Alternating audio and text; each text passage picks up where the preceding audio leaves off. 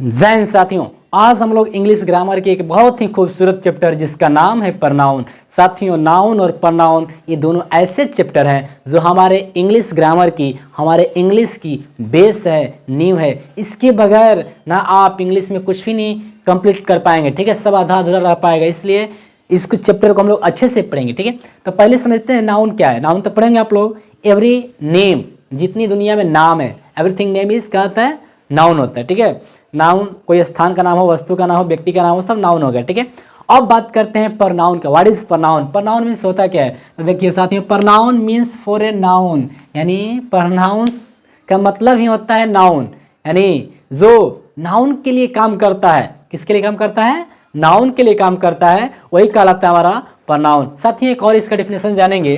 कह रहे pronoun is the word used instead of a noun, यानी कहने का मतलब है जो संज्ञा के बदले में आता है, उसके जगह पे आता है। ठीक है, वही क्या कहलाता है? हमारा प्रनाउन कहलाता है। साथियों, इसका यूज क्या है? तो साथियों, इसका यूज है हमारा सब्जेक्ट और ऑब्जेक्ट के रूप में। सब्जेक्ट एंड ऑब्जेक्ट, ये दोनों, नाउन हो गया और प्रनाउन हो गया, इन दोनों चैप्टर का यूज हमारा इंग्लिश ग्रामर में सब्जेक्ट और ऑब्जेक्ट के रूप में काम करता है। इसके बेस्ट अपन और ही चीज़ें हम लोग बना सकते हैं। ठीक है, आप जानते हैं इसके एग्जाम्पल में जैसे देख सकते हैं आई वी यू, ये सब हो गया। ठीक है, प्रनाउन के एग्जाम्पल। ठीक है, अब हम लोग बात करेंगे, जानेंगे इसके टाइप्स। साथियों, काइंड्स ऑफ प्रनाउन, यानी प्रनाउन कितने प्रकार के होते हैं। साथियों, हिंदी में तो बताया गया 6, लेकिन हमारे इंग्लिश ग्रामर में कहीं कहीं किताब में 10 देता है, कहीं कहीं किताब में 11 देता है। ठीक है, लेकिन हम लोग इसका 10 टॉपिक के बारे में जानेंगे, 10 इसके काइंड्स के बारे में जानेंगे।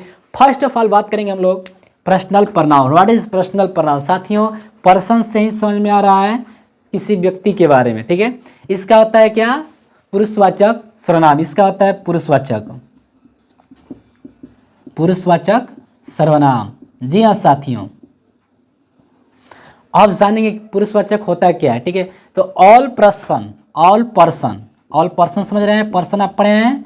नहीं पढ़े तो जान जाइए। पर्सन होता है 3, और अगर पर्सन का अगर डिफिनेशन कहिएगा तो कहेगा all personal pronouns are called person. ठीक है, दोनों के एक दूसरे के ही अपोजिट होता है। ठीक है, मिलता जुलता रहा है। ठीक है, ऑल पर्सन, पर्सन कितने होते हैं? 3 होते हैं। नंबर 1 बात करेंगे हम लोग first person. First person, first person मतलब होता है प्रथम पुरुष। उसके बाद सेकेंड होता है सेकेंड पर्सन। ठीक है, और थर्ड होता है थर्ड पर्सन। प्रथम पुरुष, मध्यम पुरुष, पुरुष। अब जानते हैं इसके बारे में कि फर्स्ट पर्सन क्या होता है। साथियों, फर्स्ट पर्सन में जो बोलता है, जो बोलने वाला होता है, स्पीकर, ठीक है, उसको बोलते हैं फर्स्ट पर्सन। जैसे होता है आई, मी, माई, माइन, आवर, ठीक है, अस, ये सब क्या हमारा फर्स्ट पर्सन के अंदर आता है। सेकेंड पर्सन जो सुनने वाला, ऑडियंस, ठीक है, ऑडियंस को हम लोग क्या कहते हैं? Second person. इसमें क्या आता है? यू आता है और योर्स आता है, योर होता है और योर्स होता है, 3 चीज ही आता है। ठीक है, और बात करेंगे हम लोग थर्ड पर्सन। थर्ड पर्सन के अंतर्गत क्या आता है? तो जिसके बारे में कहा जाए, अबाउट, जिसके बारे में कुछ कहा जाए, उससे हम लोग थर्ड पर्सन कहते हैं। इसमें आ जाएगा हमारा he, she, it, his, him, her, their, etc. ठीक है, ये हमारा हो गया क्या? पर्सन। ठीक है, ये 3 पर्सन है, और तीनों पर्सन किसके अंतर्गत आता है? पर्सनल प्रनाउन के अंतर्गत आता है। ठीक है, अब के लिए इतना ही, आगे बढ़ रही है। Thank you, all the best.